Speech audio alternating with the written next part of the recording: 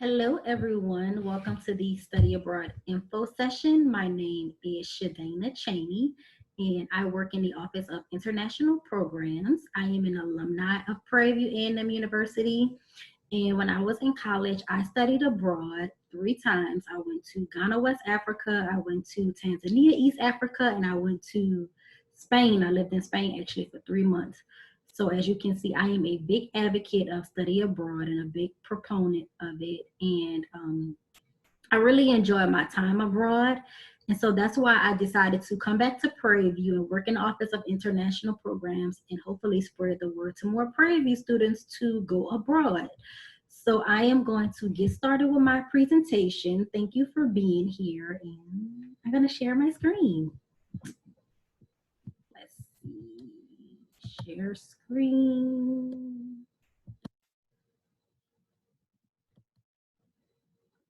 Okay, so now you should be able to see my screen.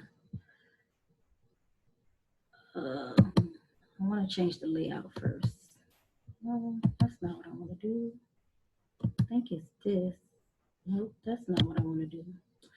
Sorry, slight technical difficulties. Oh, this is what I want to do. Got it. Okay, so I just introduced myself. Here. So let's get started. So let's talk about some ways that you can get involved in study abroad. The first thing you want to do is you want to choose a program that fits within your degree plan. So if you are a biology major, we want to make sure you are studying abroad in a biology field, taking classes that's pertaining to biology. If you are engineering, you want to make sure when you study abroad, you're taking engineering courses, something that would transfer back to Prairie View. So 2 ways you can get involved in study abroad is 2 types of programs. The first program is faculty led. This is where the professors take the students abroad. And this is hosted during spring break and summer of every year. The length of these trips lasts from about 7 days up to 3 weeks, depending on the trip. We also have something called external program. So this is where Prairie View, we have partnerships with outside vendors, and this option allows you to study abroad independently, and you're able to go to different countries and study abroad at a university, depending on whatever your major is. You have the option to choose. So these trips, you can go for a summer, you can go for a semester, you can go for a full year, you can do an internship, you can do research. I mean, you can do it all through an external provider. So if you're open to studying abroad solo, then definitely go for it. In my experience, I started off with faculty-led programs. You know, I was kind of treading the water lightly. And I went to 2 countries in Africa, and that was Ghana and Tanzania, and those experiences were very humbling. So when it came down for me to study abroad with an external provider, I was ready. I went to Spain with Soul Abroad, which is an external provider, and I went there for 3 months. And so I really got to live like a local. I stayed with the host family. They cooked for me. They cleaned for me. The only thing I needed to do was go to classes and do my work. I did a lot of bike riding. I walked everywhere. I caught public transportation everywhere that I needed to go. And I really got to eat the foods like a local. So going through an external provider, it is a unique experience. I will say that the most popular program at Prairie View is probably our faculty led, because it's more cost efficient, and that's something that I'm going to get to in a later slide. So you do have the option to choose a volunteering program. So for instance, if you're a nursing major, you're a biology major, and you want to do some service work in Africa or somewhere in Latin America, you can do that. But keep in mind that your financial aid won't be able to be applied to that, because you're doing that as volunteer work. You won't be getting credit for it, and that credit can't transfer back to Prairie View. So That's something to keep in mind. As far as deadlines to apply, spring programs is always mid-October. So say for instance, if we're in 2020 and you want to study abroad in spring of 2021, your application will be due in October of 2020 in order to go abroad in the spring. For summer programs, your application is always due mid-February. If you are interested in studying abroad that year, you would apply that February. And here is the link for you to apply, studyabroad.pvamu.edu. You will find all of our programs. So let's talk about the program cost. Right now, our program costs range from $2,700 to $4,000. Excuse me, please keep in mind this is costs associated with faculty-led programs. So if you're interested in faculty-led programs, this will be around the ballpark of how much a program is going to cost. External programs do tend to be a little bit more expensive because they are outside organizations and they require different fees, you know, convenient fees, just a lot of different fees. And going with Prairie View is going to be a little bit more cost efficient, and that's why it's our most popular program, our faculty led. So let's talk about how you can budget for study abroad, because of course it's not fully paid for, it's not free. So one thing I recommend is saving money.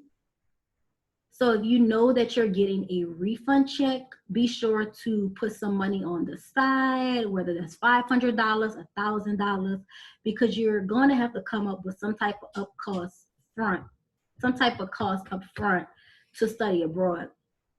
I would say if you're working somewhere, put $25 to the side every paycheck, $50 to the side, just something, so that you can have at least a little investment in your study abroad trip, and that little goes a long way. You also can do fundraisers. You can do solo fundraisers on your own, or you can do it with your peers. I know when I went abroad, I fundraised solo. What I did was I had a GoFundMe page and that I promoted on my social media, and people donated through that. And I also wrote personal letters to my family members and I mailed them. And I had family members mailing me a check, mailing me money. And that's how I got enough money to go abroad. Another thing I did was I searched within my department. You know, I was working in the agriculture research department at the time, and I knew that research had a lot of money and they did a lot of traveling. I was able to travel when I worked in the research department. So I asked my boss if they could, you know, set aside some money for me to go abroad. And then I spoke with other people in the department, like the accountant, and they ended up giving me, if I want to say, like $1,400, which was a lot at the time, which is still a lot even today. So definitely keep that in mind. Go to your department, whatever department you're in, whether you're an English major, you're in political science, always go to your department first. And if you work on campus, see if your employer is willing to invest in your future. Just let them know that this will be an investment in your future and how this can benefit you and benefit Prairie View. That's another way. Or if you don't work on campus, if you have an outside job, definitely take advantage of that. You never know what people will say. The only thing people can say is no. So it's either yes or no. If they say no, you move along. If they say yes, you thank them, you get their money, and it'll be, you know, helpful for you to be able to go abroad. And once again, I talked about setting some money aside from your refund check. And there's, you know, different ways to go abroad. So let's talk about some scholarships, right? We all want to go abroad, but of course it costs. So that's why Prairie View in the Office of International Programs, we try to do our part in offering a scholarship. We know that this is a big deal and we want to make sure it's feasible for you to go abroad. So we have something called the Panthers Abroad Scholarship, and it ranges between $1,000 and $3,000. It depends on the strength of your application. So I always tell my students, make sure that you're putting time and effort into your essays, what you're writing about. So if it's asking you, why do you want to go abroad? Be honest about why you want to go abroad, but also make sure you put some depth in it. That's gonna stand out when the judges or reviewers are looking at your application. Make sure you prioritize your letter of recommendation. So a recommendation is required for you to go abroad. So you make sure you reach out to that person as soon as you decide you're going to go abroad and you put in your application, you reach out to your recommender and say, hey, I'm going abroad. Well, I'm trying to go abroad with Prairie View. Would you be willing to write me a letter of recommendation?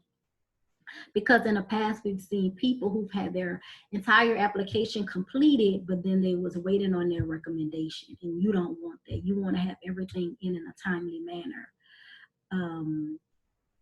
Complete all the questions on your resume. It does affect your scoring. So if they're asking you 3 questions about your resume, make sure you answer all 3 questions. Don't just do one and skip over 2, because the judges are taking that into consideration. So the qualifications for our Panthers Abroad Scholarship is a 2.7 GPA, along with being in good academic standing with the university. So we want to make sure that you do your work, that you go to class. We want to make sure that we're taking leaders abroad. So that's why it's important for you to be in good academic standing with the university. A lot of questions we get: when will I know if I got the scholarship or not? Well, you will know 30 to 60 days after you have applied for the study abroad scholarship, or more likely the deadline. So if the deadline is October 15th, you will know 30 to 60 days if you've received the scholarship and how much you received on that scholarship. So there are also alternative funding. There's something called the Gilman Scholarship. This is a very popular scholarship that a lot of Prairie View students have been recipients of. This is a scholarship that awards students $5,000 to go abroad. Yes, it's $5,000, but you have to be studying abroad for at least 3 weeks or more. So sometimes these scholarships don't work for our faculty-led programs, because our faculty-led trips are usually like 10 days up to 2 weeks, really. And most of our students who receive Gilman scholarships are students who study abroad via external providers. So that's something to keep in mind. I know in order to get the Gilman, you have to be Pell Grant eligible. In order to know if you're Pell Grant eligible, you need to speak with your financial aid counselor. So now we're going to go into the Fulbright. This is a fellowship that's fully funded. I would suggest visiting the website to learn more about the Fulbright scholarship. It's mostly for people who's interested in teaching English, once you graduate with your 4-year degree, or if you're interested in doing research somewhere. But there's also undergraduate Fulbright fellowship, so that's something to look into. There's also the Critical Language Scholarship. This is also a fully funded opportunity for students interested in learning a critical language. And a critical language would be defined as a language that's not often spoken. So it wouldn't be Spanish or French. It would be more like an Arabic or a Mandarin or a Turkish language. So those type of critical languages. So let's talk about our passport fair. I'm sorry. So as I mentioned earlier, the Office of International Programs, we really try our best to make sure it's accessible for you to study abroad. So we do have something called a passport fair, and that's hosted in the fall of every year. So once you put in your application and we see that you've been chosen to go abroad, and which means you're more than likely to go abroad, we provide a free passport for you. But in order to get this passport, you have to be studying abroad. And so some required documents for this, if you are chosen, you will need your original birth certificate and you will need a government photo ID. And the International Programs Office acts as a passport agent. So we provide the application, we take your picture, and we give you a Prairie View A&M University funded check to take to the post office where they process your application and then send it off to the Department of State, I believe. So yes, definitely. So let's talk about some reasons to go abroad. Professional development. It develops you as a person. I know when I went abroad, it definitely changed my life in more ways than I can even imagine. It makes you more marketable in your field. So when you go and you're applying for jobs and people see study abroad on your resume, you've been to Egypt or you've been to Turkey or you've been to South Africa, you're more marketable than someone who's never been abroad. Now, of course, you have to do well in the interview, but it does help out to say that you have studied abroad on your resume. And I can personally say that I've gotten a lot of jobs just because I've studied abroad. Personal growth, it develops you as a person. You know, when I went to Ghana, West Africa, that was my first time traveling abroad. And that was, of course, my first time going to a third world country. But that experience definitely humbled me. I got to see people who were so appreciative and who were so happy with such little. And then it made me think about my life and the things that I complain about and how I should be more appreciative and more, just more humble.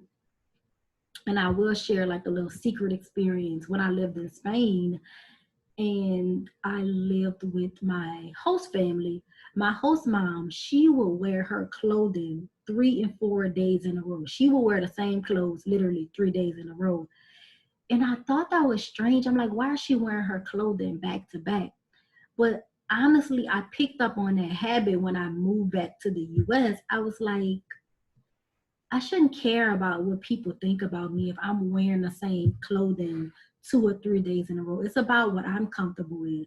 And so now, like if I wear something on a Saturday and I don't sweat in it, I'll actually wear it on a Sunday, you know, and that's not very popular in the US. We always have to wear something different every day, always wear new clothes.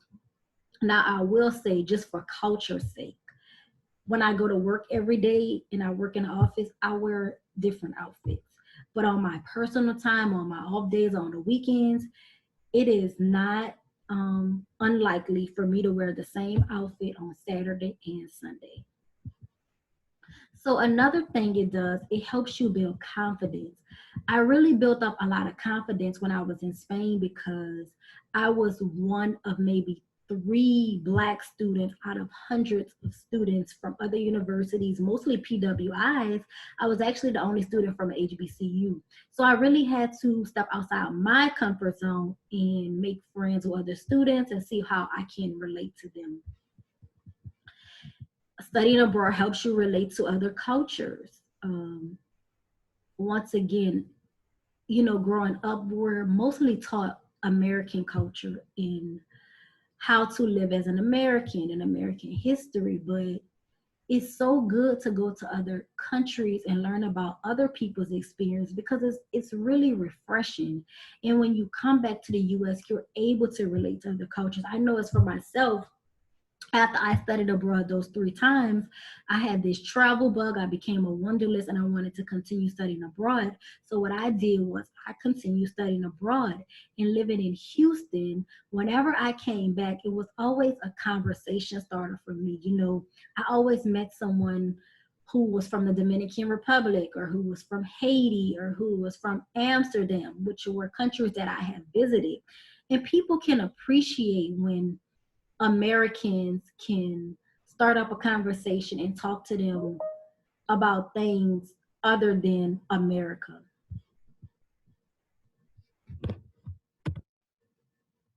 So let's talk about some upcoming dates. Um, the Office of International Programs always hosts programs on a monthly basis. So to stay updated, we just ask that you please sign up for our emailing list using this link. So go ahead and take that link down. And that's how you sign up for our emailing list so you know about everything. And last but not least, please follow us on social media. We're PV Goes Global on all of our social media pages: YouTube, Facebook, Twitter, and Instagram. And another way to sign up for our emailing list is to click the link in a bio on Instagram. And yeah, you sign up just like that. So any questions, concerns, or comments, email us at international@pvamu.edu. That's international@pvamu.edu. And I thank you for listening to this presentation. And I hope you have a blessed day.